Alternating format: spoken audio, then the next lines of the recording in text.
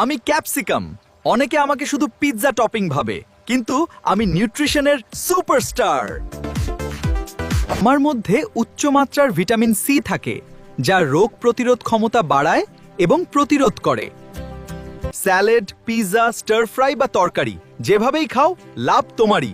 আজ থেকেই আমাকে খাবারে অ্যাড করো, না হলে বড় লস করবে। আমার মধ্যে আছে vitamin C, vitamin A, fibre, potassium এবং অ্যান্টিঅক্সিডেন্ট। আমি ইমিউনিটি বুস্ট করি, হ্যাঁ ভাব, চোখ ভালো রাখতে সাহায্য করি আর স্কিন গ্লো বাড়াতে হেল্প করি।